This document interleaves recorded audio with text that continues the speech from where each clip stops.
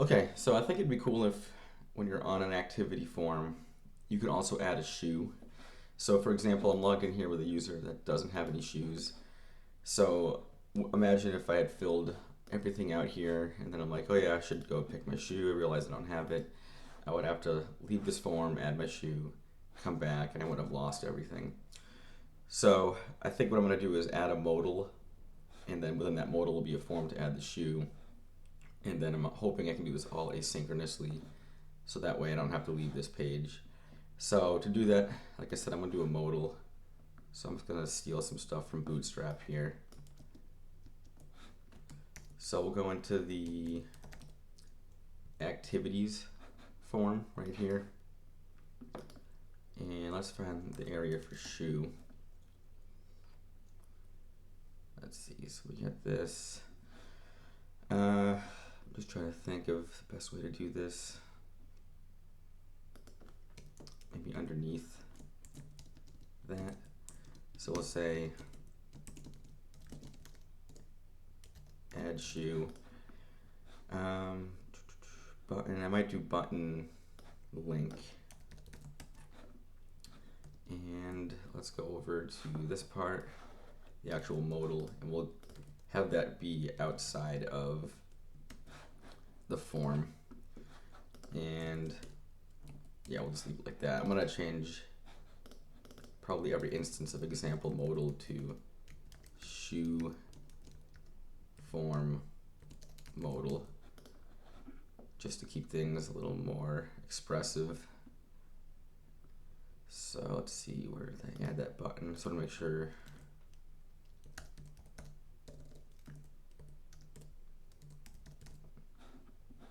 Okay, so to make sure this matches up with what I just called it.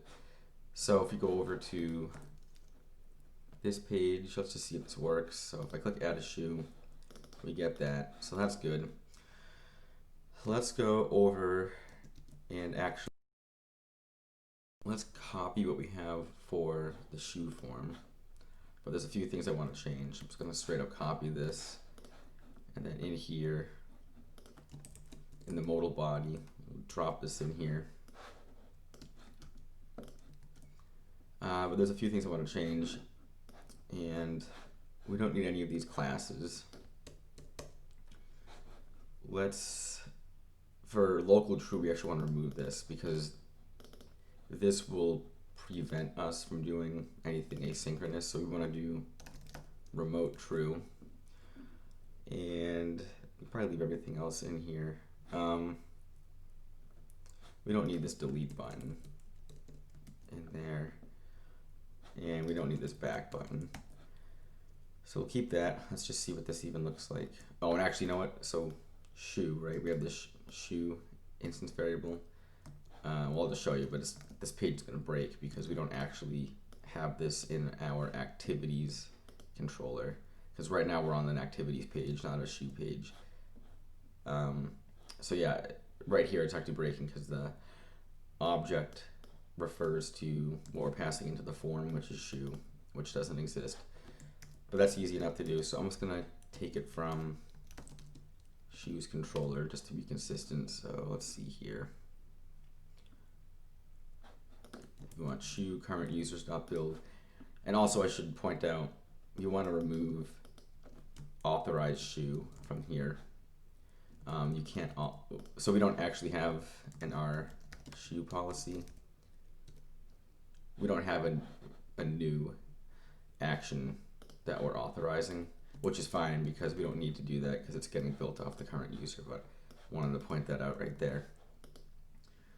So let's go to our activities controller, and then we're on the new page. So let's just go down here and do shoe equals current user.shoes build, refresh the page, and if you click add shoe, let's just call it sample, and we'll do create shoe, and it created it, but it didn't do what we wanted it to do, which is we wanted it to just do it on the page without refreshing. So we have some work to do. So the next thing we should do is in our shoes controller under create, we want to do a respond to block, and this is going to allow us to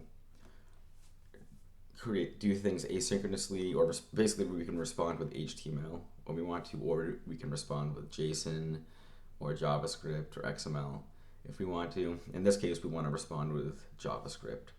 So we'll do respond to do, and then I think it's format.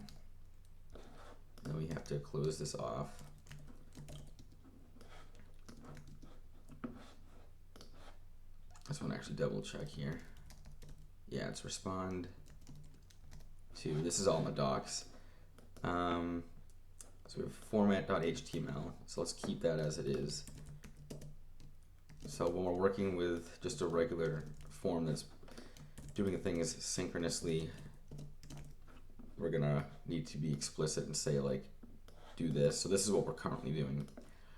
But we can also do format.js, and what that will do is we can create a, and I think it even says it in here. So the format.js and the respond to block allows the controller to respond to your AJAX request, and it's going to respond to a corresponding create.js file. And we can also pass in different options here.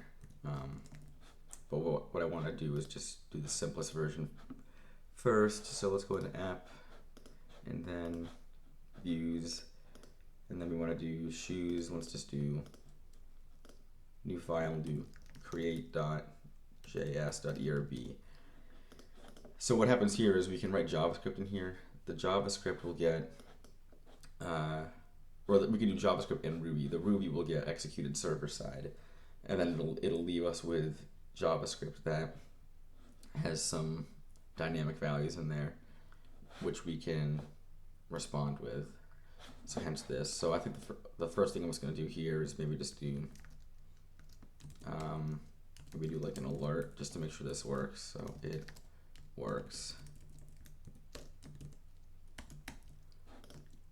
And if I go back to this right here, if I do add a shoe, I'll just do this. So it works. This is cool. And you notice the page did not refresh. So that's good. So it's doing its thing. But if I go here, the shoe wasn't added. So we actually want to add it right away. If I refresh the page, it was added. It happened asynchronously. So I think what we want to do is maybe swap out this whole thing here with the brand new select list. So let's see, we have this. I'm just trying to think of the best way to do this. So if we go into our, let's go into our activities form. And what do we got here?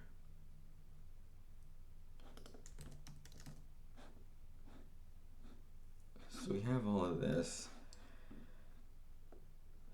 Maybe we should make this into a partial first. So I'm just going to call this shoes select.html.erb.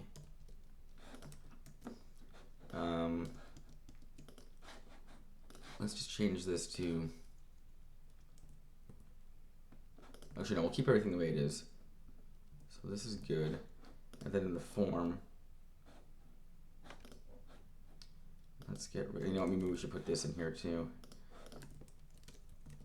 Keep everything consistent. So then in the form, let's get rid of this, but let's just render that.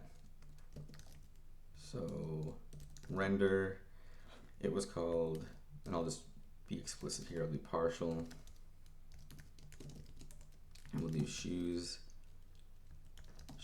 underscore select, but then we have to also pass it in this the form builder, because it's gonna not know what F is in this context. So we have to do locals, and then we'll do this F right here corresponds to this, so they have to match, but then I can pass whatever I want into that, but I do want to pass in this instance of the form variable or the form object. let's just see if that worked.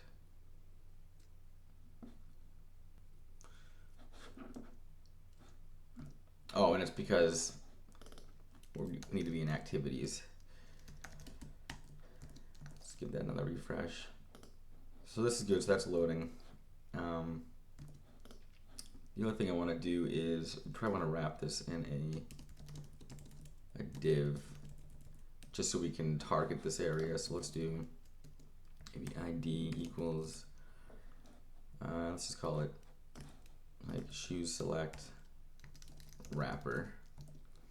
And then what we can do here in our create is we can do something like document dot query selector, and we can look for the shoe select wrapper. So let's just do like let wrapper equals this, and then we can replace it with that partial, the shoe select. So we can do like if there's a wrapper, so just in case the markup changes later. So if there's a wrapper, we can do wrapper dot, I think it's like insert adjacent HTML. So let me just double check. Yeah, insert adjacent HTML. So we'll do wrapper dot insert adjacent HTML. And then we want to do after begin. Keep it consistent. And then the actual thing. And in this case, what we want to do is we want to render that partial. I think we can do, we might need to do escape JavaScript. This is a Rails helper. And then in here we can do, I think, well, let's just do this. Let's just do this. So test. Let's see what happens here. Let's just do add a shoe, create shoe. So I don't even know if anything worked. Let's check the test is not defined. Oh, and it might be because I need to put Ruby in here. Is that the problem? Let's just do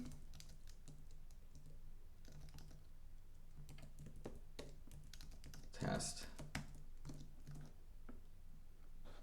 So we'll do add a shoe. Okay, so that worked. Or did it work?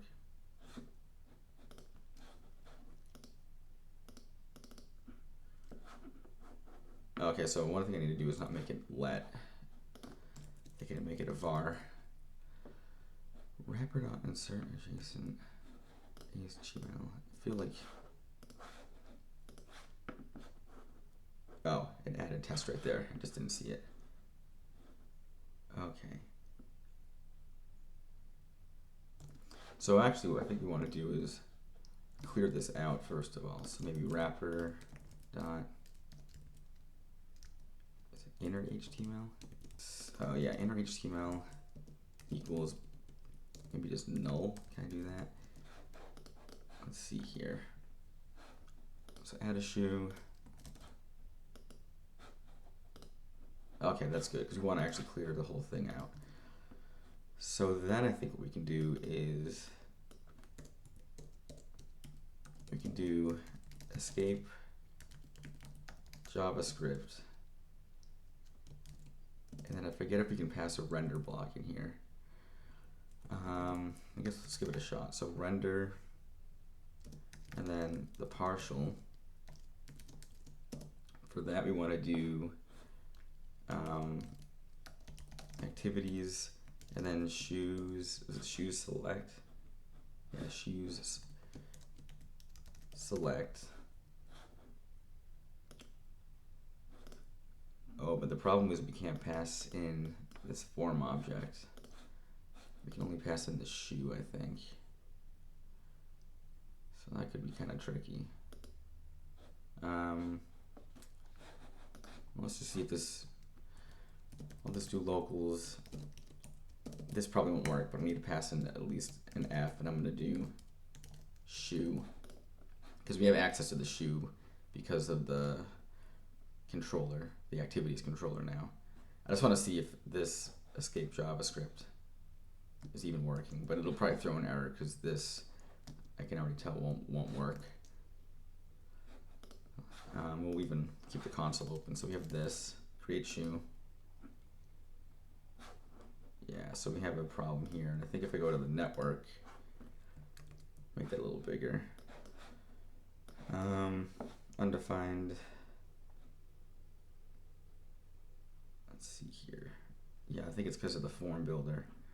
So I'm gonna leave it off here, and we'll look into this in the next video for how we can account for passing in that information.